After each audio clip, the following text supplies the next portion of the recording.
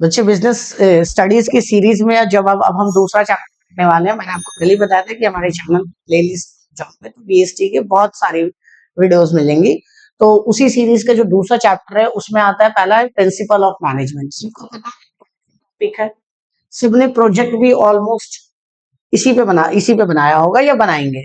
ठीक है, तो प्रिंसिपल ऑफ मैनेजमेंट बच्चे, प्रिंसिपल प्रिंसिपल जैसे कि आप साइंस में लॉ पढ़ते हो ना, जैसे आपने पढ़ा होगा यूनिवर्सल लॉ ऑफ ग्रेविटेशन, इसके अलावा पढ़ा होगा आपने law of conservation of mass, वैसे ही बीएसटी के अंदर हम इसको प्रिंसिपल कहते हैं।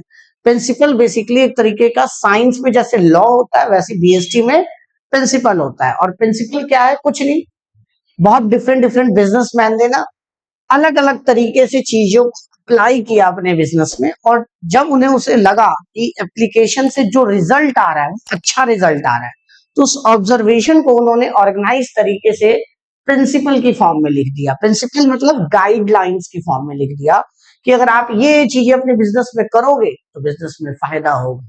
भी गारंटी नहीं है, फायदा होगा, इट मे बी की होगा और इट मे नॉट बी, हो भी सकता है और नहीं भी हो सकता है। तो क्या कहता है बच्चे? Principle of the management are broad and general guidelines. Guidelines means काम करने के लिए अपनाए गए तौर तरीके जो कि जनरली सबको फॉलो करने चाहिए for decision making and behaviour of the manager. किसके पे अप्लाई होता है? डिसीजन लेने में और मैनेजर्स के बिहेवियर में। तो सबसे पहले हम बात करेंगे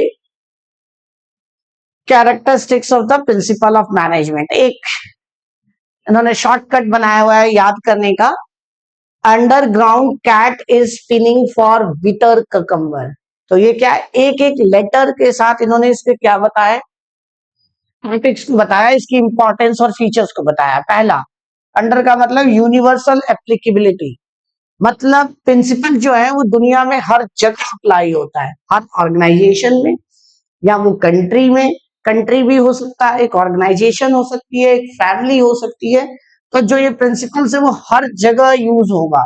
can be apply to all kind of organization, है ना, irrespective of size and nature, right. Company में, फर्म में, सोल प्रोप्राइटरशिप में, एचयूएफ में, मल्टीनेशनल कंपनी में, ज्वाइंट वेंचर में, किसी में, हर जगह अप्लाई होगा। कहता है extent of the application varies depend on the nature and size of organisation.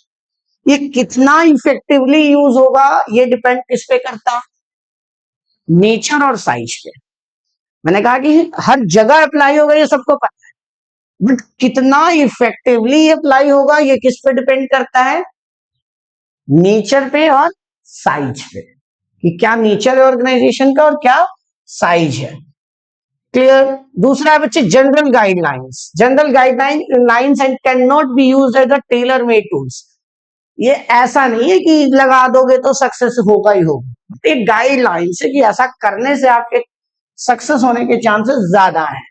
As a real business situation are very complex and dynamic. भैया बिजनेस सिचुएशन जो होता है ना आसान नहीं होता, तो कमजोर दिल वाले बिजनेस नहीं करते, मजबूत दिल वाले बिजनेस करते हैं। एक तो मेहनत बहुत होती है, इसके अलावा एफर्ट और सक्सेस में आप फेल हो गए या पास हो गए ये भी नहीं पता। मतलब आप एक ऐसी दुनिया में कदम रखते हो जो कि बिल्कुल नया है, क्योंकि इंडिया में देखा भी होगा आपने स्टार्टअप ज्यादातर बंद हो जाते हैं। क्यों बंद हो जाता है? स्टार्टअप बंद होने का कारण ही यही है कि क्योंकि ये बहुत ही कॉम्प्लेक्स और डायनेमिक है, चेंज होता रहता है, इसको समझना आसान नहीं है, बहुत कॉम्प्लेक्स है, मुश्किल है, बहुत सारे पैरामीटर्स है, बहुत सारे डायमेंशन है जिसकी स्टडी करनी होती है। These can just provide guidelines not for specific solution. भैया ये पर्टिकुलर सिचुएशन से निकलने की दवा नहीं है, ये गाइडलाइन से नॉर्मल है। जैसे कि अगर आप एक्सीडेंट होता है रोड पे तो आप उसका वहीं पे ऑपरेशन नहीं कर देते हो, फर्स्ट एड देते हो, और फर्स्ट एड देके उसे उठा के लेके जाते हो हॉस्पिटल में। तो फर्स्ट एड क्या है? वही प्रिंसिपल है जो कि नॉर्मली आपको क्या कर रहा है? गाइड कर रहा है। ठीक है ना, पता चला वहीं पे आप एक्सपर्ट बन के उसका ऑपरेशन कर रहे। कॉज एंड इफेक्ट रिलेशनशिप, ये क्या बताता है? कॉज और इफेक्ट, क्या करोगे तो क्या होगा, किसका क्या इफेक्ट होगा। तो cause and effect relationship are intended to establish the relationship between cause and effect so that they can be applied in the similar situations. ना इसको करने पे अगर ऐसा हो रहा है तो वैसी वैसी सिचुएशंस पे आप अगर वो चीज अप्लाई करो तो उसका रिजल्ट प्री डिटरमाइंड होगा कि ऐसा आएगा. However, accurate cause and effect relationship cannot be established. खुद ये अपनी भाषा में कहता है कि भैया एक्यूरेट नहीं होगा, हमने जो बताया उसके आसपास आएगा रिजल्ट. 100% आप जो सोचोगे ना कि पॉजिटिव रिजल्ट आएगा, ये पॉसिबल नहीं है. Form by practice and experiment, मैंने बताया था कि भाई बिजनेसमैन ने क्या किया, एक्सपेरिमेंट किया, ऑब्जर्व किया और उसके बाद प्रैक्टिस ऑब्जर्व के बाद उन्होंने बताया. फ्लेक्सिबल, ये चेंज हो सकता है. कहता है are not rigid as in case of pure science principle. ये कहना क्या चाहता है, जैसे नॉर्मल साइंस में जो लॉ है ना वो हर जगह लागू होता है. जैसे ग्रेविटी हमें नीचे की तरफ अट्रैक्ट करती है ना, तो ये हर जगह लागू होती है ना अर्थ पे. तो वैसा प्रिंसिपल हर जगह लागू नहीं होता. ये टाइम प्लेस के अकॉर्डिंग आपको इसमें क्या करना पड़ता है, चेंज करना पड़ता है. Can be modified as per change in the business environment. इसमें क्या करना पड़ेगा, आपको मॉडिफाई करना पड़ेगा, मॉडिफिकेशन करनी पड़ेगी. Even in identical situations, same principle cannot be applied blindly. कहता है कि सेम सिचुएशन, मान लो कि वही प्रिंसिपल किसी एक सिचुएशन में आपको सक्सेस देता है और वही प्रिंसिपल आपको उसी तरीके की दूसरी सिचुएशन में सक्सेस नहीं देगा, तो आप ब्लाइंडली इसको अप्लाई मत करो. आपको इसको वाइजली अप्लाई करना है, मतलब इंटेलिजेंस का यूज करना है. मेनली बिहेवियर, ये किस पे डिपेंड करता है, बिहेवियर में. Aim at influencing human behaviour, ये ह्यूमन बिहेवियर को इन्फ्लुएंस करता है. And human behaviour is very complex and unpredictable in nature. किसी भी ह्यूमन के बिहेवियर को समझना और प्रिडिक्ट करना इतना आसान नहीं है, तो ये मुश्किल काम है. अगला बच्चे कंटीजेंट.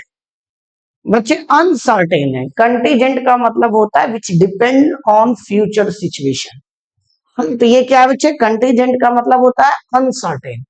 तो ये क्या है, there application is dependent on contingent, dependent और contingent upon the prevailing condition at the particular point of time. ये किसी एक पर्टिकुलर पॉइंट ऑफ टाइम की सिचुएशन पे डिपेंड करता है कि ये प्रिंसिपल लागू होगा कि नहीं होगा, और अगर होगा तो सक्सेस क्या होगा, ये भी. ठीक है. अगला बच्चा significance and importance of principle. पहला, providing managers with useful insight into reality. Principle क्या करता है, मैनेजर्स को क्या देता है, एक तरीके का क्या देता है, उन्हें गाइडलाइंस देता है. क्या देता है, गाइडलाइंस देता है. उनकी नॉलेज को इंप्रूव करता है, उनकी एबिलिटी को इंप्रूव करता है, उनकी अंडरस्टैंडिंग को इंप्रूव करता है. Enable managers to learn from past mistakes. Principles क्या बताता है आपको कि जो आपने पीछे गलतियां की, उन गलतियों की वजह से आगे और गलती ना हो, नुकसान ना हो, उससे बचाता है ये आप. Save the time by solving the recurring quickly. और जो भी आपकी प्रॉब्लम्स है उनको सॉल्व बहुत जल्दी करते हैं. Management training education and research, ये किस पे यूज हो सकता है, use as a basis for management training. Principle किस पे यूज होता है, मैनेजमेंट की ट्रेनिंग पे, रिसर्च पे, उसकी एजुकेशन पे. Optimum utilization of resources and effective administration, ये क्या करता है, मैनेजर्स को अपने रिसोर्सेज को ऑप्टिमम और इफेक्टिवली यूज करने में मदद करता है, मतलब वेस्टफुल एक्टिविटी को कम करने में मदद करता है. क्या कहता है, ये बहुत अच्छी लाइन है, resources are used in a manner that give maximum benefit. मतलब आपको फायदा ज्यादा हो और मिनिमम कॉस्ट. जहां भी इफेक्टिवली वर्ड आएगा वो यही आएगा, एफिशिएंसी वर्ड यही आएगा. साइंटिफिक डिसीजन, प्रिंसिपल किस पे बेस्ड होता है, डेटा पे बेस्ड होता है. और ये आपको क्या करता है, आपको साइंटिफिक डिसीजन लेने में मदद करता है, लॉजिकल डिसीजन लेने में मदद करता है, ना कि ब्लाइंड फेथ पे विश्वास करता है. तो ये याद रखना. अगला बच्चे, फुलफिलिंग सोशल रिस्पॉन्सिबिलिटी. वो सोशल रिस्पॉन्सिबिलिटी फुलफिल करने में आपकी मदद करता है. सोशल रिस्पॉन्सिबिलिटी क्या होती है, क्या हो सकती हैं? इक्वालिटी, है ना। इसके अलावा बच्चे आप एक तरीके का बात कर सकते हो इसमें कि प्रोडक्ट की जो क्वालिटी है वो अच्छी होगी, तो प्रिंसिपल इस्तेमाल करोगे तो क्वालिटी अच्छी होगी। अब हम बात करेंगे प्रिंसिपल्स की। तो प्रिंसिपल ऑफ मैनेजमेंट पहला है हेनरी फ्योल। हेनरी फ्योल ने क्या दिया? पहला दिया डिवीजन ऑफ वर्क। ये याद रखना, क्या दिया? काम को बांटो। भैया एक व्यक्ति सारे काम नहीं कर सकता, अगर एक व्यक्ति को तुम सारे काम दे दोगे तो काम टाइम पे भी पूरा नहीं होगा, अच्छा भी नहीं होगा, और वेस्टफुल एक्टिविटी भी ज्यादा होगी। आपको मान लो कि सारे काम आते, फिर भी एक व्यक्ति को सारा काम नहीं देना चाहिए, क्योंकि उसकी एक लिमिटेशन है, उसकी बॉडी की एक लिमिटेशन है। तो काम को उनके टैलेंट के हिसाब से, एक्सपर्टाइज के हिसाब से क्या करो? बांटो। काम को जितना बांटोगे, जितना टुकड़ों में बांटोगे, छोटे छोटे टारगेट सेट करोगे, काम का होना उतना ज्यादा चांस है, सक्सेस होने के चांस उतने ज्यादा हैं। तो क्या कहता है? Work of all kind must be divide and allocate as competence. Competence मतलब टैलेंट के अकॉर्डिंग, क्वालिफिकेशन के अकॉर्डिंग, एक्सपीरियंस के according. Due to this reason big company have separate department for finance. इसी वजह से बड़ी बड़ी कंपनियों में फाइनेंस की डिपार्टमेंट अलग होती है, मार्केटिंग का अलग, प्रोडक्शन का अलग, और ह्यूमन रिसोर्सेज का अलग। छोटी ऑर्गेनाइजेशन में नहीं बोल रहा हूँ।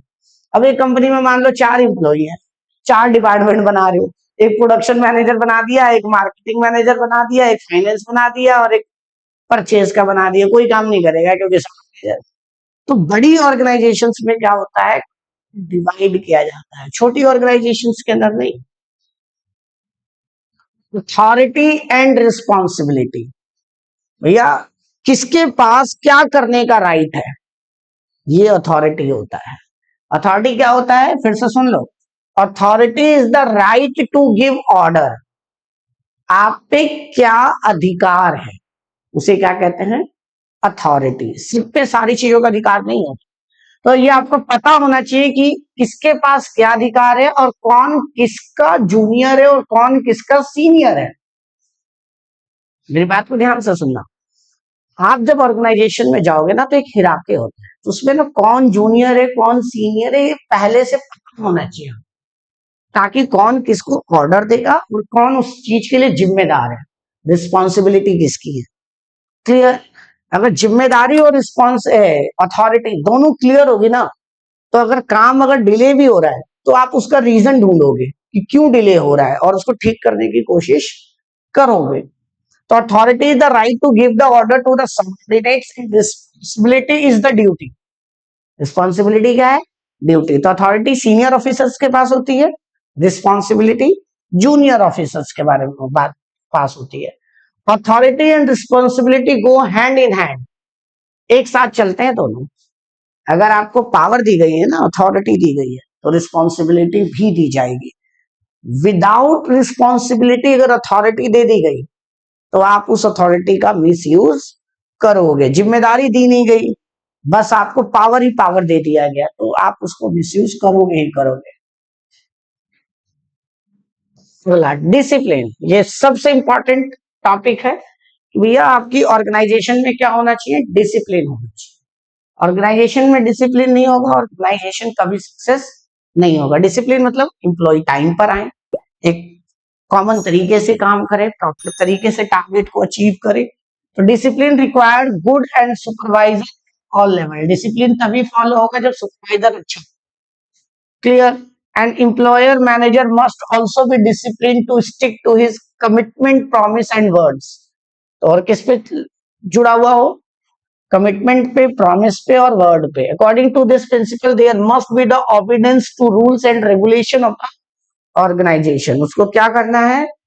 अपनी ऑर्गेनाइजेशन के रूल्स एंड रेगुलेशन को मस्ट बी फॉलो, है ना भाई। हर ऑर्गेनाइजेशन का अपना रूल एंड रेगुलेशन है, और उस रूल्स एंड रेगुलेशन को उसको फॉलो करना चाहिए, क्योंकि वो करेगा तो उसके लिए फायदेमंद है। Unity of command. Unity of command का मतलब हुआ सबको आप ऑर्डर जब दे रहे हो ना तो एक जैसा दो। If an employ get order from 2 और मोर सुपरवाइजर, इसको एग्जांपल से सुनो समझो, क्योंकि ये कईयों को समझ में नहीं आता। Unity of command, unity of command का क्या मतलब है, मैंने आपको कई बार समझाया भी होगा क्लास में कि मतलब एक जूनियर है और उसके दो सीनियर है। मेरी बात को ध्यान से सुनना, ये दो बंदे हैं, एक पी और क्यू, पी है और क्यू है, और ये दोनों सीनियर और बेचारा आर जूनियर है। ये भी ऑर्डर दे रहा है और ये भी ऑर्डर दे रहा है एट द सेम टाइम। अब आर तो कंफ्यूज हो जाएगा कि पहले पी का करूं कि क्यू का करूं, तो ये किसी का नहीं करेगा कंफ्यूज होकर, या करेगा तो एक दूसरे का छोड़ेगा। तो ऐसा नहीं होना चाहिए। क्या कहना चाहता है उसको, if an employ get order from two or more superior at the same time it create confusion. किसके पे कंफ्यूजन क्रिएट हो गया भैया, आर पे। आर पे क्या क्रिएट होगा, कंफ्यूजन, कॉन्फ्लिक्ट्स, लड़ाइयां होंगी। किनमें, ये बोलेगा मेरा काम पहले कर, ये कहेगा मेरा काम पहले कर, है ना, डिसहार्मनी, लड़ाई झगड़ा, and many other unpleasant situation, लड़ाई झगड़े वाली सिचुएशन क्रिएट हो जाएगी। According to this principle each subordinate should receive the order and table to one and only superior. हर किसी का एक ही सुपीरियर होना चाहिए। एक व्यक्ति के अगर दो सुपीरियर होंगे कभी काम नहीं चाहिए। एक घर में दो मुखिया होंगे, वो घर नहीं चलने वाला, क्योंकि दो अलग अलग सोच होगी तो कभी जिंदगी में उस घर में कभी खुशहाली नहीं होगी। Unity of directions, unity of directions का मतलब होता है, देखो यूनिटी ऑफ कमांड और यूनिटी ऑफ डायरेक्शंस, ये बहुत इंपॉर्टेंट है। देखो मैं अभी आपको बताया था ना, यूनिटी ऑफ कमांड क्या है और unity of direction. All the unit of an organization should be moving towards the same objective. 10 employ ने अपना गैंग बना करके टारगेट अलग सेट किया है और 10 ने अलग, कभी ऑर्गेनाइजेशन का टारगेट अचीव नहीं होगा। तो भैया सब मिलकर एक डायरेक्शन में काम करेंगे। तो unity of direction should be moving toward the same objective, जो भी ऑब्जेक्टिव है उसको through the coordinated and focus effort. Focus effort से जब आप एक काम को करते हो तो उसे क्या कहते हैं, unity of direction. It ensure unity of action and avoid unnecessary duplication of effort. जो फालतू में काम बार बार हो रहा है उसको क्या कर देता है, रिड्यूस कर देता है। अगला क्या कहता है, तो यूनिटी ऑफ कमांड और यूनिटी ऑफ डायरेक्शन क्या। यूनिटी ऑफ कमांड फिर से सुन लो, केस स्टडी में आ जाएगा कि एक व्यक्ति का दो सीनियर नहीं होना चाहिए। अगर ऐसा है तो कंफ्यूजन होगा, कंफ्लिक्ट होगा, लड़ाई होगी, डिसहार्मनी होगी और दिक्कत आएगी। और यूनिटी ऑफ डायरेक्शंस में सबका टारगेट, सबका गोल एक होना चाहिए। अलग अलग डिपार्टमेंट का अलग अलग गोल होगा ना, तो कभी वो सक्सेस नहीं होगा। Subordinates of the individual interest to general interest. अपने इंडिविजुअल फायदे के बारे में सोचो। अब मान लो एक कंपनी में हर एम्प्लॉय सिर्फ अपने फायदे के बारे में सोचेगा, कभी टारगेट पूरा ही नहीं होगा, गोल कभी पूरा ही नहीं होगा। तो यहाँ पे इंडिविजुअली ना सोच के सब मिलकर क्या करें, ऑर्गेनाइजेशन की गोल की तरफ ध्यान दें, ऑर्गेनाइजेशन के गोल को अचीव करने पे फोकस। तो उसको हम क्या कहते हैं, subordination of individual interest. Individual एक व्यक्ति का जो इंटरेस्ट है उसको कम करना और जनरल इंटरेस्ट पे प्रेफर करना। मतलब जनरल मतलब ऑर्गेनाइजेशन के गोल को अचीव करने के लिए काम करना। Remuneration of employ, remuneration of employ का मतलब होता है कि एम्प्लॉय को सैलरी सही दो। भैया अगर आप काम ज्यादा करवा रहे हो, इंटेलिजेंट व्यक्ति है और उसको कम सैलरी दोगे ना, वो छोड़ के चला जाएगा। पक्का छोड़ के चला जाएगा, क्योंकि उससे तुम काम ज्यादा करवा रहे हो, इंटेलिजेंट भी है, बहुत सारा काम आपका कर रहा है। तो आपको इंश्योर करना है कि जो व्यक्ति जिस लायक उसको सैलरी भी उस लायक मिले। रेमुनरेशन का मतलब होता है सैलरी टोटली, आप जिस भी फॉर्म में दो, इन काइंड दो, इन कैश दो, जिस भी फॉर्म में दो। तो एम्प्लॉइज को आपको क्या करना है, जितना जिस हिसाब से वो उसका काम है उसके हिसाब से उसको प्रमोट करते रहो, उसकी सैलरी इंक्रीमेंट करते रहो। अगर आपने ज्यादा काम करवाया और कम पैसे दिए तो छोड़ के चला जाएगा, है ना। कम काम करवाया, ज्यादा पैसे दिए तो आपका नुकसान। तो आपको उसको ठीक ठाक रेमुनरेशन देना है। क्या कहते हैं, employ should be paid fair wages, should give them at least और रीजनेबल स्टैंडर्ड ऑफ लिविंग, ताकि उसको लिविंग का स्टैंडर्ड मिल सके। At the same time it should be within the paying capacity of company, company की paying capacity के अंदर होना चाहिए। ऐसा भी नहीं है कि ताऊ में आके इतनी सैलरी दे दी कि कंपनी को लॉस हो गया, ऐसा भी नहीं करना।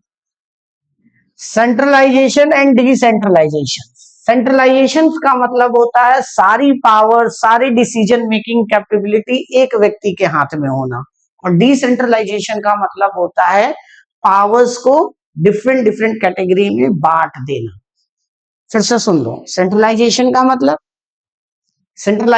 मतलब हुआ सारे डिसीजन मेकिंग जो भी आपके राइट्स हैं किसी एक व्यक्ति के हाथ में होना, तानाशाह बना देना उसको, जो कह रहा मैं ही कह रहा हूं, मैं ही सही हूं, मैं ही भगवान हूं, बाकी कोई नहीं है, इसको सेंट्रलाइजेशन। डिसेंट्रलाइजेशन में क्या हुआ, काम को डिफरेंट डिफरेंट लेवल्स पे डिफरेंट डिफरेंट लोगों के बीच में बांट देना।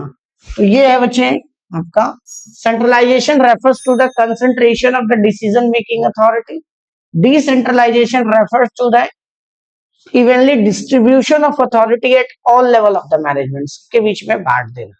स्केलर चेन, कौन हायर है, कौन लोअर रैंक ऑफिसर है, उनके स्केलर चेन बना, मतलब एक तरीके से आप कह लो कि ऑर्गेनाइजेशन में कौन सीनियर है कौन जूनियर है, उसकी पूरी एक चेन बनाना क्या कहलाता है, scalar chain. The formal lines of the authority from the, जैसे मैंने आपको बताया था ना, बोर्ड ऑफ डायरेक्टर किसको ऑर्डर देगा, एमडी को, एमडी किसको देगा, मैनेजर को, मैनेजर किसको देगा, सुपरवाइजर को, सुपरवाइजर किसको देगा, वर्कर को। That is a scalar chain. Scalar chain क्या हुआ, स्केलर चेन क्या हुआ बच्चे, कौन जूनियर और सीनियर है उसका पूरा एक लाइन ड्रॉ कर लो, उसको क्या कहेंगे, स्केलर चेन। इसी में आता है गैंग प्लैंक। तो देखो बच्चे दो डिपार्टमेंट है, मान लो एक मैनेजर्स में ना दो डिपार्टमेंट है ना, तो एक मतलब मान लो एक एमडी है, सॉरी, और इसके बाद चार मैनेजर्स हैं, M1 M2 M3 M4, फिर इसके सुपरवाइजर है कई सारे, तो ये दोनों आपस में मैनेजर बात कर सकते हैं, इसको क्या कहते हैं, गैंग प्लैंक। एक तो तरीका क्या है कि ऑर्डर कौन देगा, ऊपर से नीचे तक, तो मैनेजर M1 को कौन ऑर्डर देगा, एमडी, लेकिन काम पड़ने पे M1 और M2 भी एक दूसरे को ऑर्डर दे सकते हैं, इसको कहते हैं gang plank. And allow the direct communication between the two employ of the same level without following the scalar chain. तो ये सेम लेवल के एम्प्लॉय बात करेंगे, ये इसका सुपरवाइजर इसे ऑर्डर नहीं दे सकता, ठीक है। तो अगर मान लो ये फाइनेंस डिपार्टमेंट है और ये प्रोडक्शन डिपार्टमेंट है, दोनों के मैनेजर है, तो दोनों के मैनेजर आपस में ऑर्डर दे सकते हैं एक दूसरे को कोई जरूरत पड़ने पे। लेकिन ऐसा हो कि प्रोडक्शन का सुपरवाइजर ऑर्डर दे मैनेजर को फाइनेंस के, ऐसा पॉसिबल नहीं है, ठीक है। तो इसको गैंग प्लैंक कहते हैं। ऑर्डर,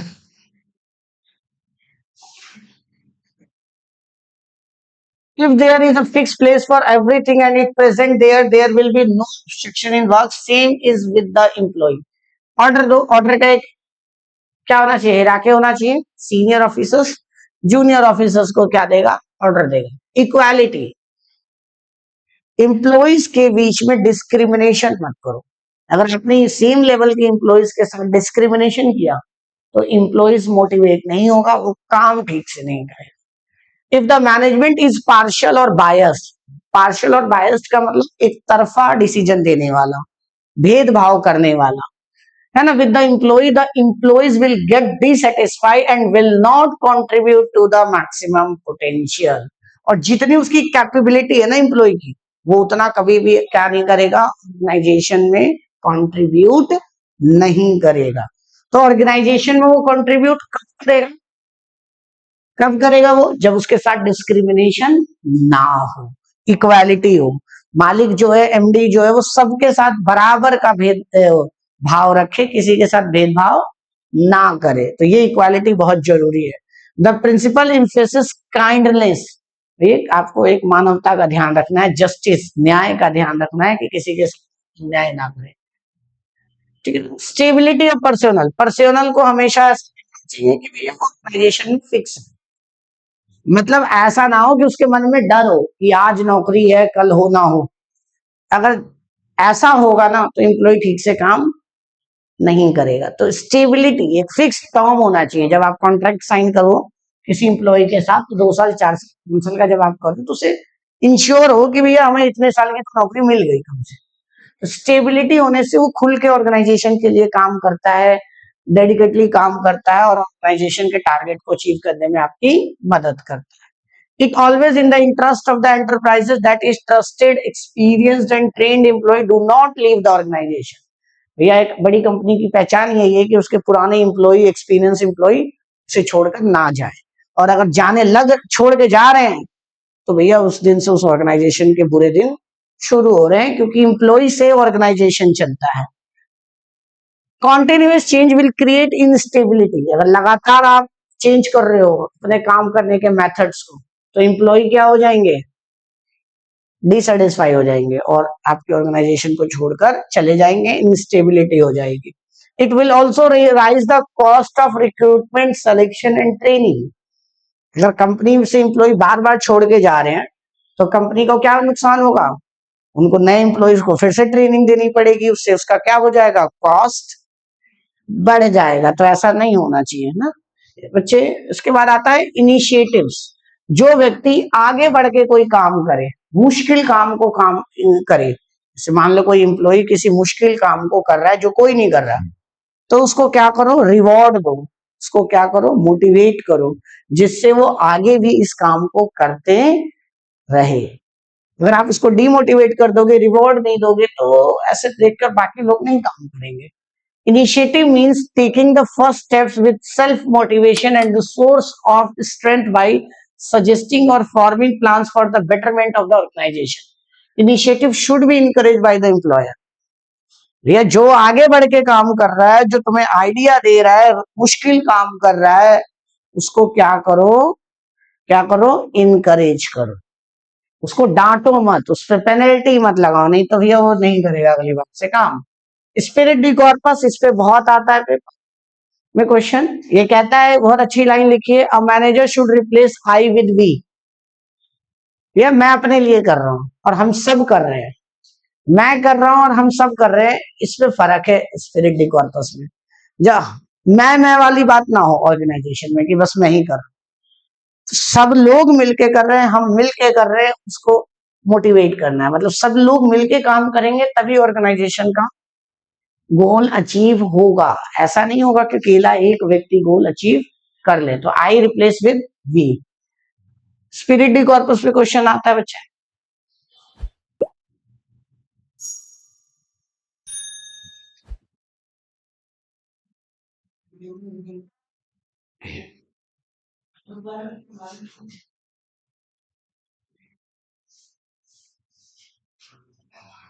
अगला बच्चे,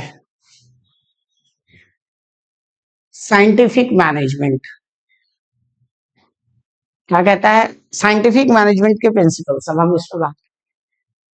कहता है कि साइंटिफिक में science not rule of thumb.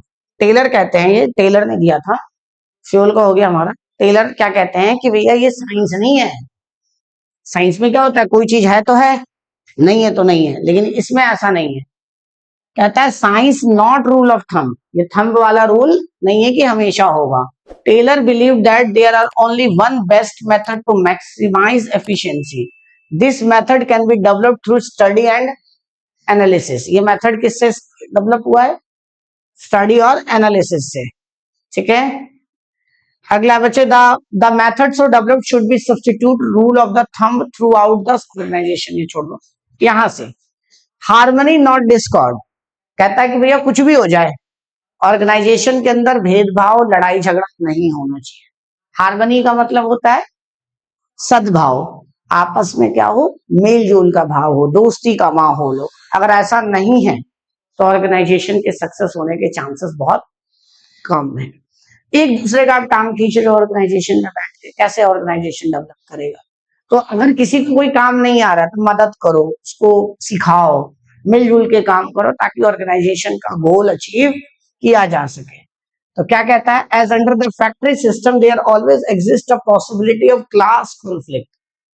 भैया लड़ाई होती है, मैनेजर का एक अपना ग्रुप बन जाता है, सुपरवाइजर का एक अपना ग्रुप बन जाता है और एक दूसरे की सब टांग खींचने में लगे रहते हैं।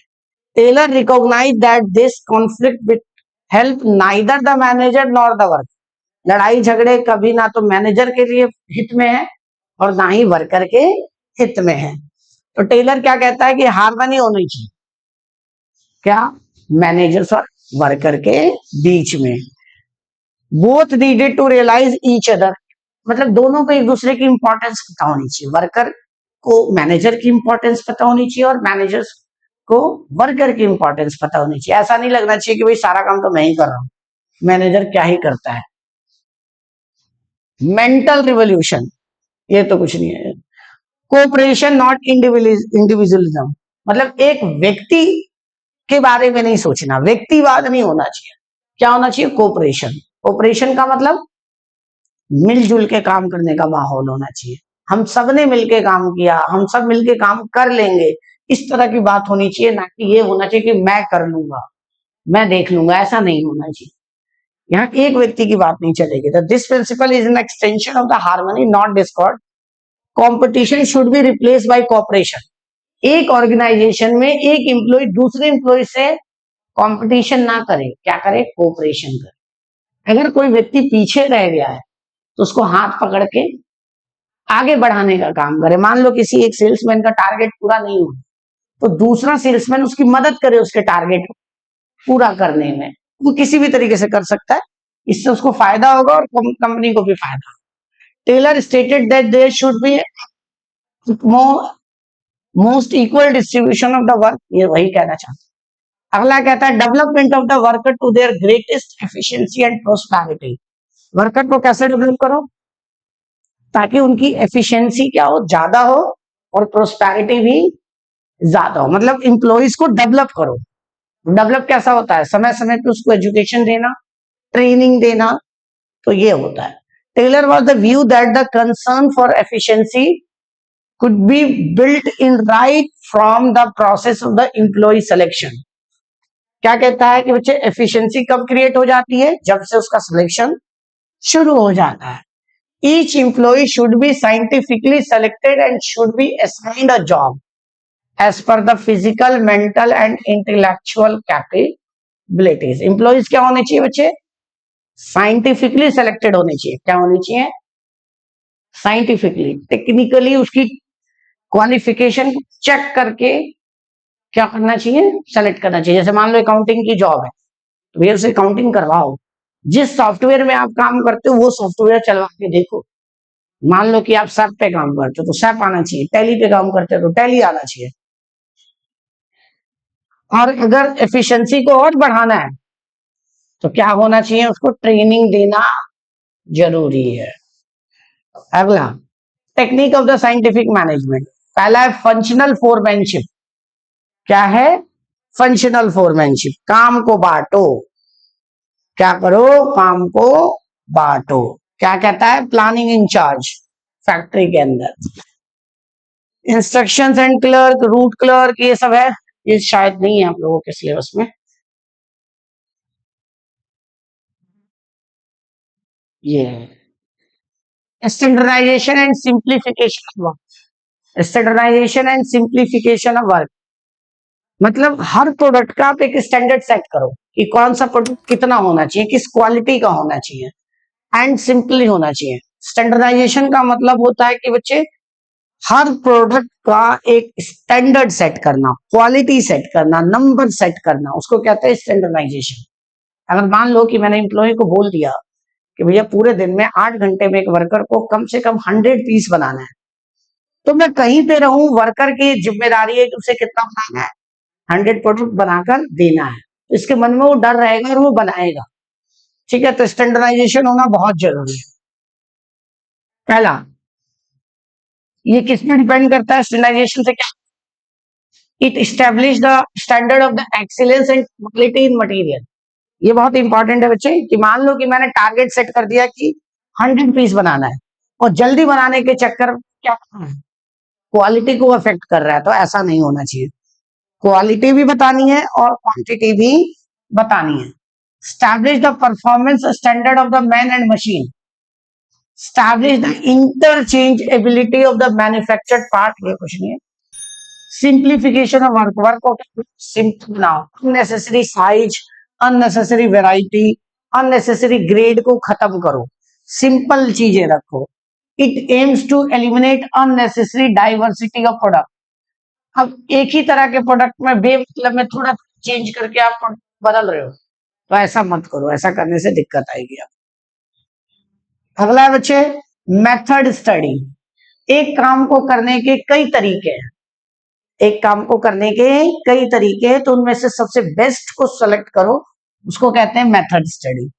कहता है क्या, method study is concern with finding one best way doing a job.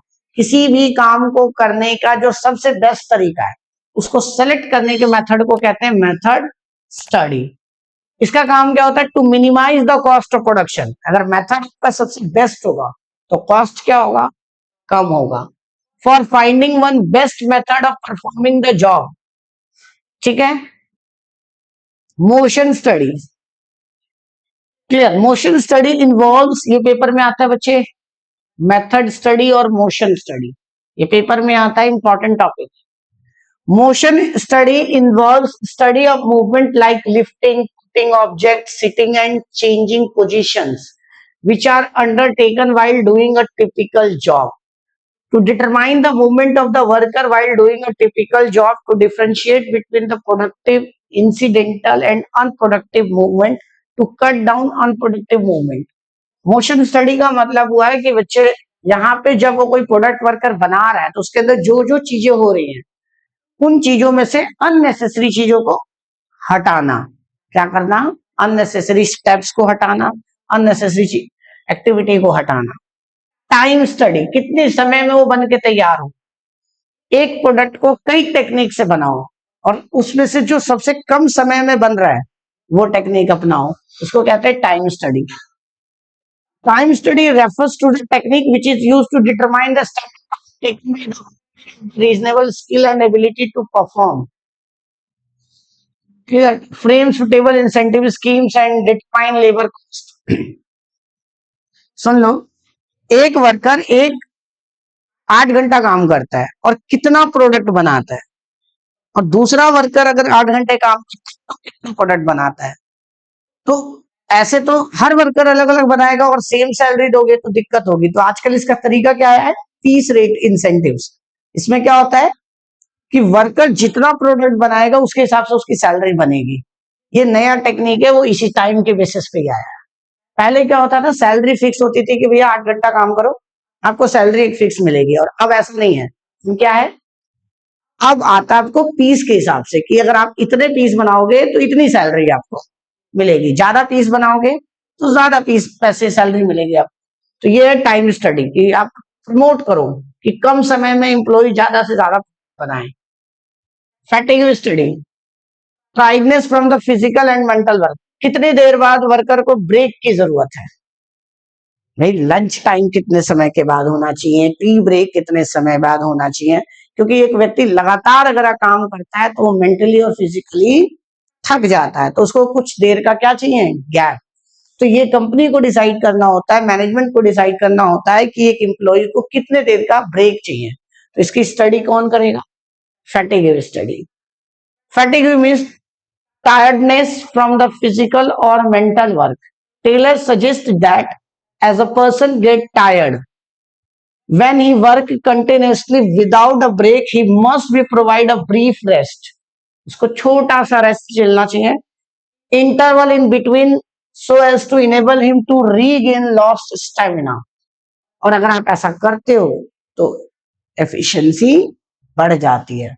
Efficiency बढ़ जाती है, क्योंकि ऐसा करने से क्या होगा, वो ज्यादा ताकत से, ज्यादा एनर्जी से काम करेगा. लगातार करते जाओगे तो उसकी एनर्जी धीरे धीरे धीरे डाउन हो जाएगी और काम करना बंद कर देगा. डिफरेंशियल पीस वेजेस सिस्टम कहता है कि भैया परमानेंट सैलरी की जगह प्रोडक्शन बेस्ड सैलरी दो.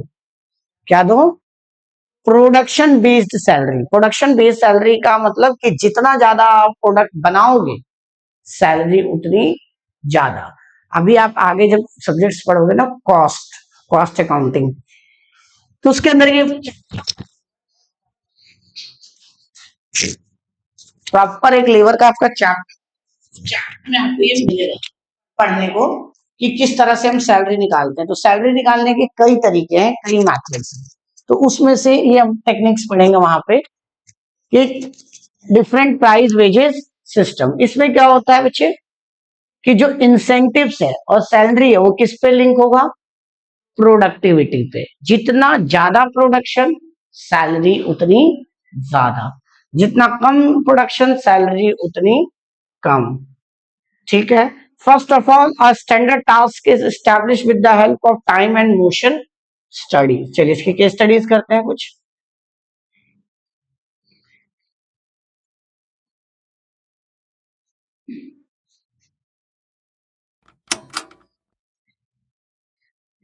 चलिए पढ़िए जरा इसको। कहता है कि Telco limited is manufacturing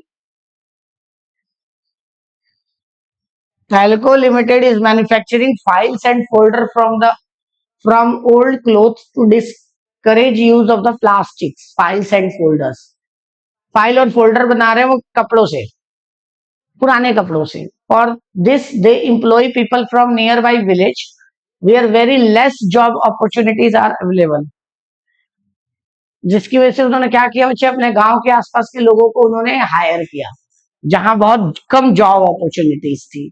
and employ Harish design a plan for cost reduction. Harish ने क्या डिजाइन किया कि भैया कॉस्ट को कम करना है, but it was not welcome by the production manager. Production manager ने कहा ऐसा नहीं होना चाहिए। Another employ give some suggestion for the improvement in decisions, but it was also not appreciated by the production manager. तो उसने भी नहीं किया इसको एग्री। कहता by the production identify the principle management being violated. पहला क्या वायलेट किया बताओ, above para authority and responsibility stability of personal initiative या स्पिरिट डी कॉर्पस। पहला वॉयलेट किया ना इनिशिएटिव, कोई कुछ लेना बताना चाह रहा है, सजेशन देना चाहता है, डिजाइन के में इंप्रूवमेंट करना चाहता है, तो आपने क्या किया उसे मना किया। तो किसी को इनिशिएटिव लेने से आपने रोका, और इनिशिएटिव लेने से रोकने का मतलब क्या है हुआ, आप उसको मैनेजमेंट के प्रिंसिपल्स को क्या कर रहे हो, ब्रीच कर रहे हो, तोड़ रहे हो। बड़े क्वेश्चंस करते हैं।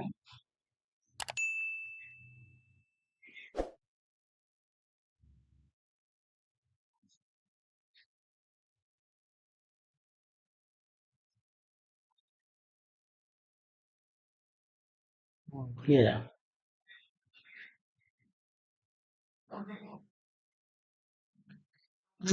finishing her BBA degree course, Tanya gets a job of the assistant manager in the retail company through the reference of cousin।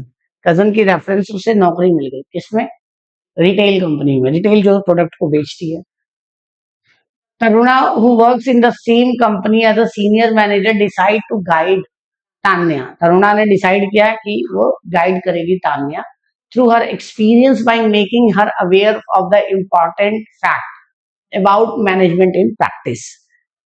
इसकी सीनियर कौन है, तरुणा, जूनियर कौन है, तान्या, और उसकी मदद करना चाहते हैं। She tell that the neither the principle of the management provided any readymade straight jacket solution to all managerial problems, nor they are rigid prescriptions which have to be followed absolutely in context the above case। Identify the features of the management mentioned in the above paragraph by quoting the line from the paragraph। बताओ इसमें principal of management का features क्या है बताओ, और वो line भी coat करना है जिससे ये आपको पता चल रहा है। पहली लाइन आपको मिल रही है, देखो, Taruna who work in the same company as a senior manager decide to guide Tanya. तो प्रिंसिपल क्या करता है, इंडिविजुअलिज्म के बारे में मत सोचो, कोऑपरिज्म के बारे में, कोऑपरेशन के बारे में सोचो, खुद के टारगेट के लिए मत सोचो, कंपनी के गोल के लिए सोचो, ये कहता है ना प्रिंसिपल। तो उस लाइन से आपको ये पता चल रहा है क्योंकि वो उसकी मदद कर रही है, क्योंकि अगर वो अपने बारे में सोचती तो मदद करती ही नहीं। है ना। अगला कहता है why do the principle of manage do not readymade straight jacket solution to all managerial problems. इसका अलग क्वेश्चन आंसर हो सकता है, बड़ा हो सकता है।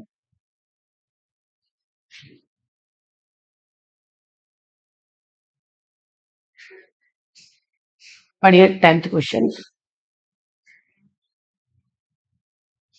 कहता है Amy and Sammy are the friends and graduate from the law school together. Amy set up her law practice and established her law firm, while Sammy joined a job with a reputed law firm. Sammy ने क्या किया, join किया, और Amy ने क्या किया, अपना ही खोल लिया। One day Sammy visited Amy office and find it in a real mess. Files and documents were all lying in the haphazard manner. Sammy ने देखा कि एमी के ऑफिस में सब कुछ मैस है, सब कुछ इधर उधर फैला हुआ। There was no assigned place for the stationery being used by the Amy. कोई एक जगह नहीं है जहां पे एमी अपने प्रोडक्ट को यूज कर। The employ in her office do not have a fix place to work. उसके एम्प्लॉय के लिए कोई जगह नहीं है काम करने के लिए। They sit anywhere they feel like, वो कहीं बैठ जाते हैं। When someone has to be contacted he she was to be reach all over the office, search all over the office। किसी को ढूंढना है तो पूरे ऑफिस में ढूंढना पड़ता है। On the basis of the given information about the Amy and Sammy, answer the following question: which principle of the management is not being applied in Amy office? Discipline। Amy के office में क्या नहीं follow हुआ? Discipline. कोई कहीं बैठ रहा है, किसी का कोई वर्क प्लेस नहीं है, कोई वर्क टेबल नहीं है।